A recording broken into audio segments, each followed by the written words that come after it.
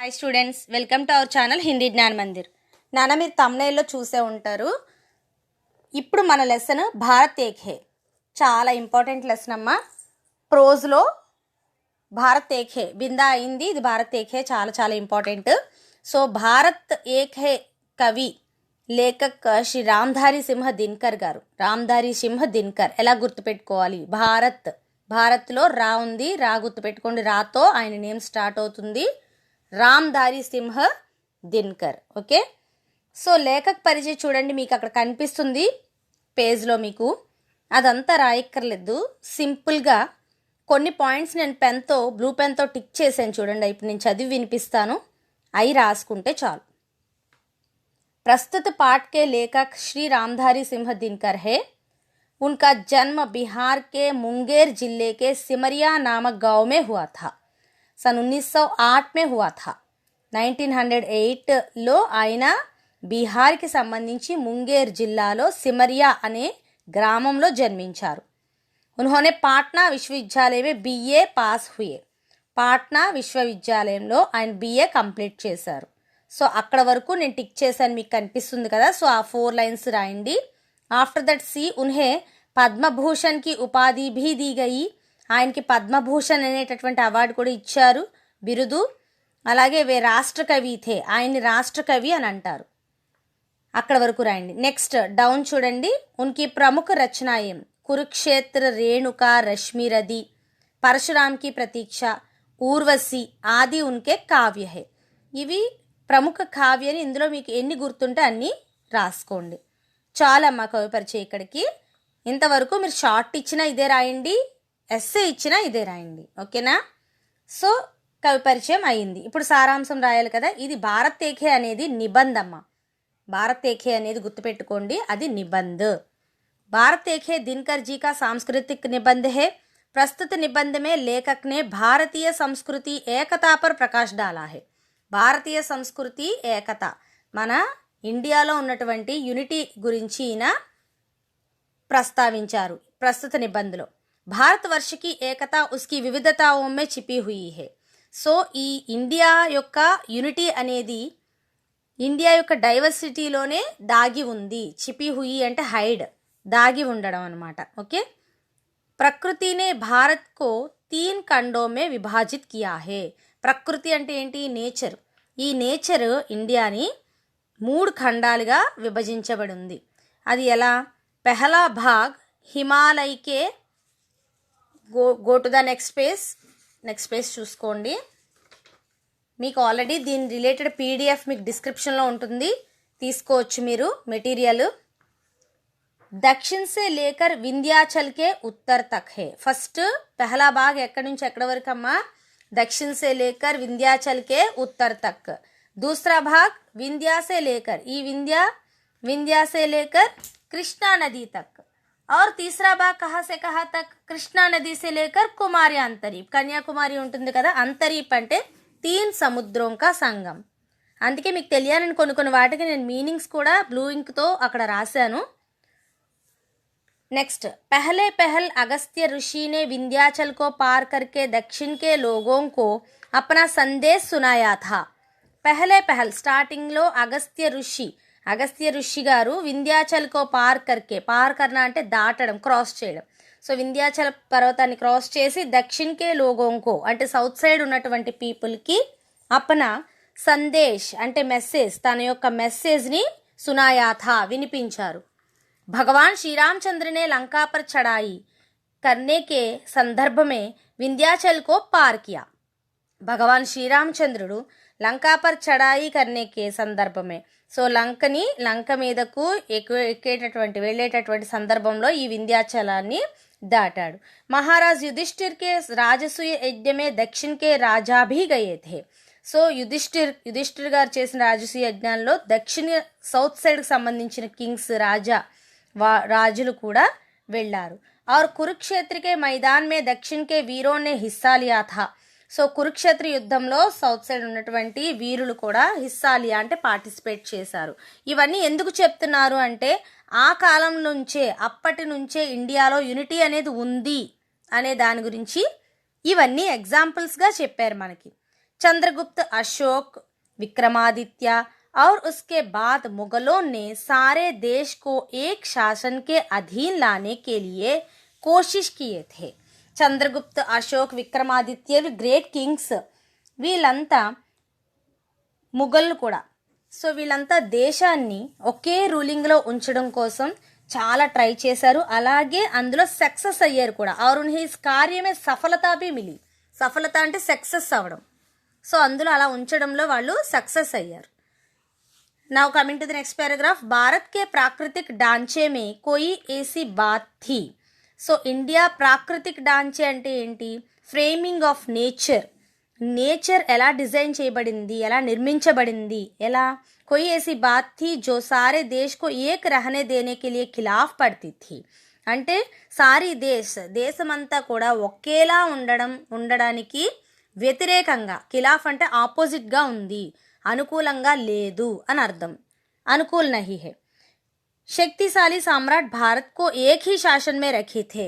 ఈ పైన చెప్పినటువంటి గొప్ప గొప్ప రాజులు ఈ ఇండియాని ఒకే రూలింగ్లో ఉంచారు. లేకిన్ కానీ बाद में आफ्टर दैट स्वार्थी और अधूरदर्शी राजाओं के आते ही. స్వార్థి అంటే సెల్ఫిష్. ఎవరైతే సెల్ఫిష్నెస్ ఉన్న వాళ్ళు స్వార్థపరులు. और అదూరదర్శి అంటే ముందు చూపు లేని వాళ్ళు. అటువంటి రాజులు రూలింగ్ చేయడం వలన దేశంలో దేశ్కి ఏకత టూట్ గయి థీ. సో ఈ యూనిటీ అనేది బ్రేక్ అవ్వడం జరిగింది. టూట్ అంటే బ్రేక్ అవ్వడం. బడి బడి నదియోం और पहाड़ों के నదియోం తెలుసు మీకు, రివర్స్. పహాడోం అంటే పర్వతాలు, మౌంటైన్స్. గుణ్ అనేక్ హే. సో ఇవి మంచివే మనకి, కానీ ఉన్మే ఏక్ అవగుణ్ భీ హోతా హే. ఏంటది అవగుణ్? కి వే జహా రహతే హే వహా దేశ్ కే భీతర్ అలగ్ అలగ్ క్షేత్ర బనా దేతే హే.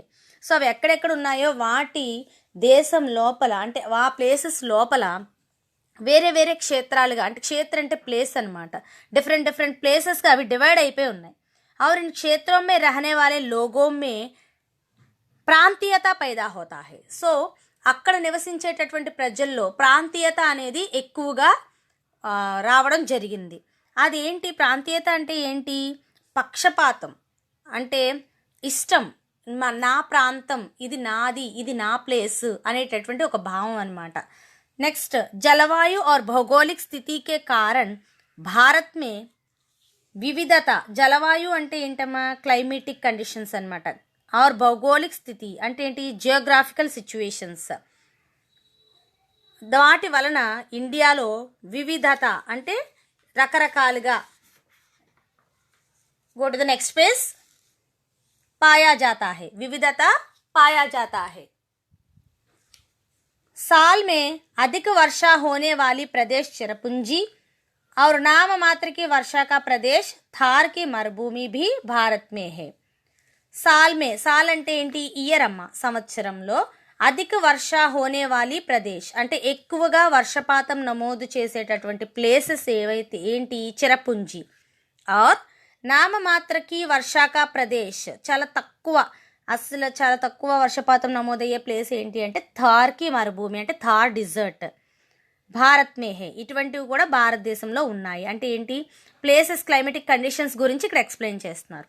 భారత్ మే ఏక్ జగహ్ సర్దీ అధిక్ హే తో దూసరే జగహ్ మే గర్మీ హోతీ హే.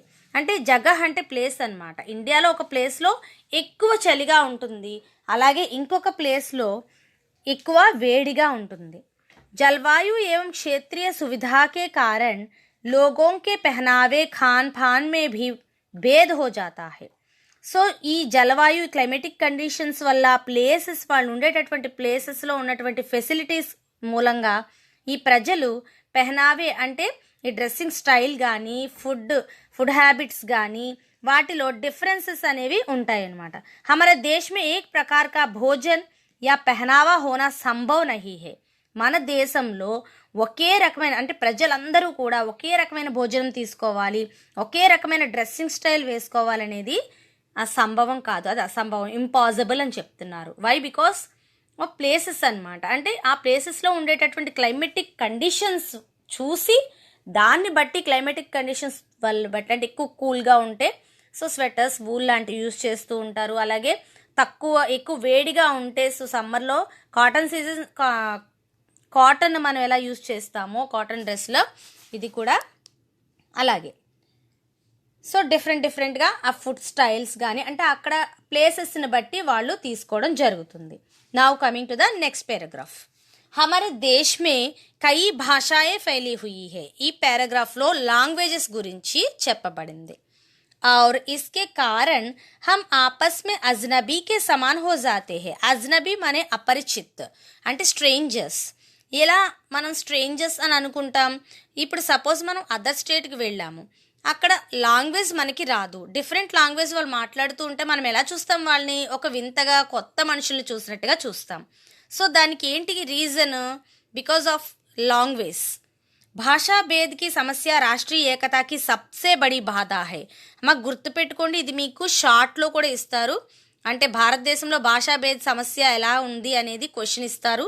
సో ఆ క్వశ్చన్కి ఆన్సర్ మీరు ఈ పారాగ్రాఫ్ రాసుకోవచ్చు, కవి పరిచయం రాసి ఈ పారాగ్రాఫ్ రాసుకోవచ్చు, సరిపోతుంది 5 మార్క్స్కి. సో చూడండి, భాషా భేద్కి సమస్య రాష్ట్రీయ ఏకతాకి సబ్సే బడి బాధ హే. సో ఈ లాంగ్వేజ్ ప్రాబ్లం అనేది మన యూనిటీకి చాలా పెద్ద ప్రాబ్లం, అదే పెద్ద ఇబ్బంది. రాష్ట్రీయ ఏకతా మే పెహలే యాతాయాత్కి సమస్య థీ. సో రాష్ట్రీయ ఏకతాలో ఫస్ట్ ఏముంది మనకి? యాతాయాత్కి సమస్య అంటే ఏంటి? ట్రాన్స్పోర్టేషన్ ప్రాబ్లం అనేది ఉండేది ఒకప్పుడు. జిస్కి వజహ్ కహీ ఆతంక ఫేల్తా థా. సో దానివల్ల ఏం వజహ్ అంటే ఏంటి? రీజన్. దాని కారణంగా ఏమవుతుందంటే చాలా కొద్దిగా భయం అనేది, ట్రాన్స్పోర్ట్ విషయంలో కొంత ఇబ్బంది అనేది ఫేస్ చేయడం జరిగింది అప్పట్లో. లేకిన్ ఆజ్కల్ దేశ్ మే కహీ అకాల్ హోనే పర్ देश के दूसरे कोने से अनाज या गेहूं भेजा जाता है. बट आजकल नव्वेडेस, आजकल అంటే నవ్వేడేస్, ఈ రోజుల్లో దేశ్ మే కహీ అకాల్ హోనే పర్, ఎక్కడ మీకు అకాల్ అంటే ఏంటి?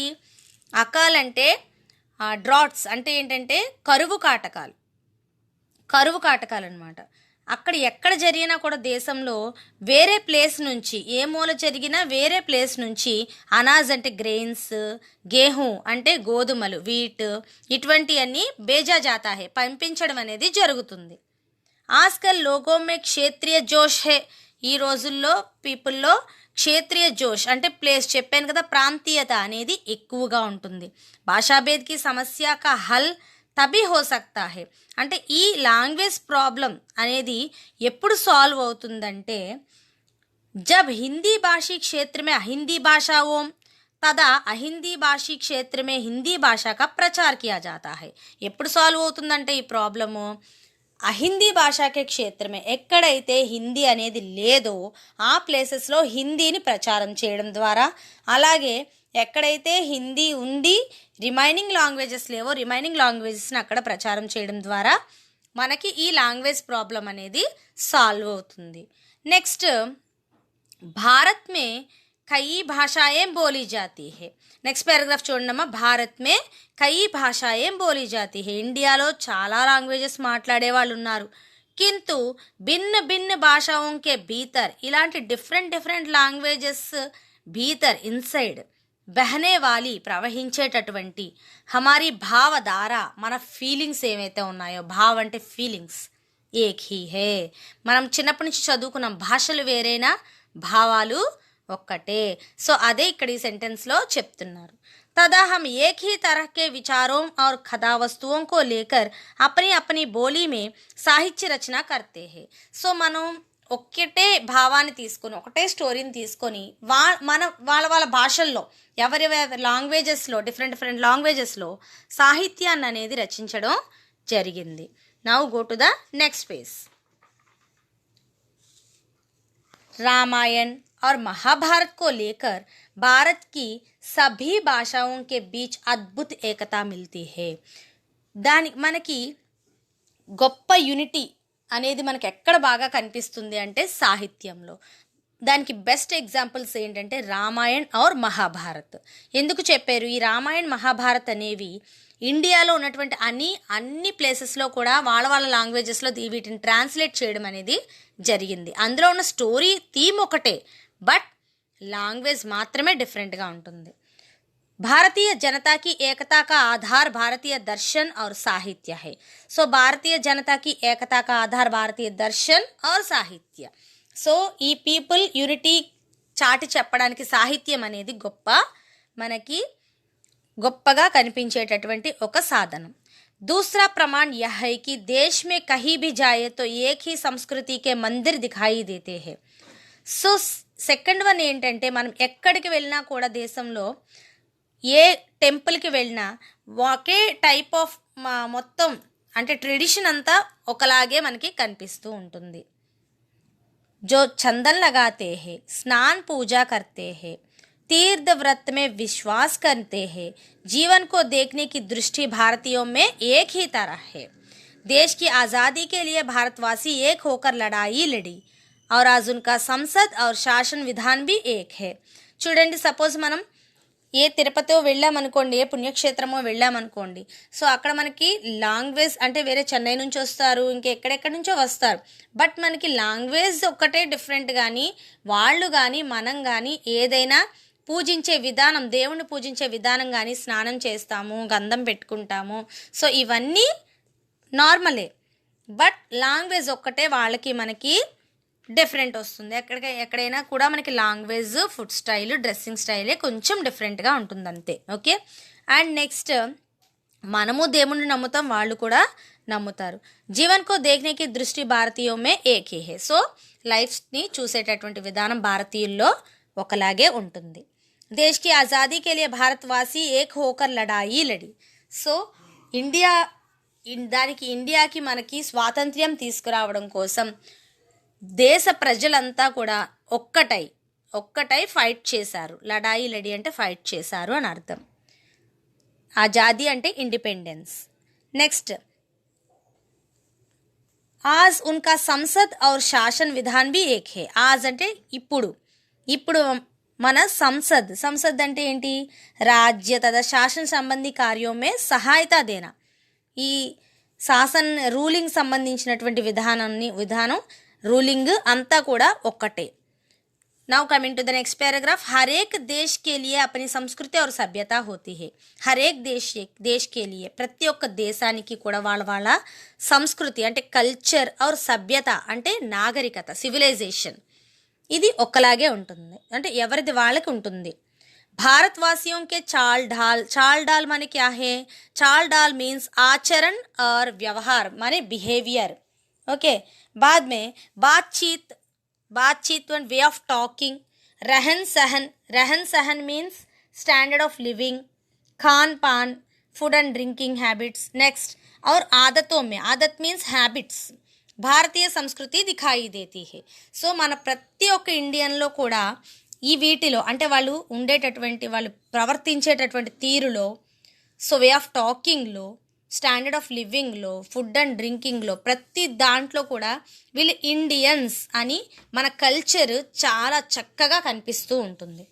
భారతవాసి దునియా మే కహీ జానే పర్ భీ పెహచాన్ జా సక్తా హే. మన ఇండియన్స్ ప్రపంచంలో ఎక్కడికి వెళ్ళినా కూడా చాలా ఈజీగా, పెహచాన్ అంటే ఐడెంటిఫై చేయడం, చాలా ఈజీగా ఐడెంటిఫై చేస్తారు.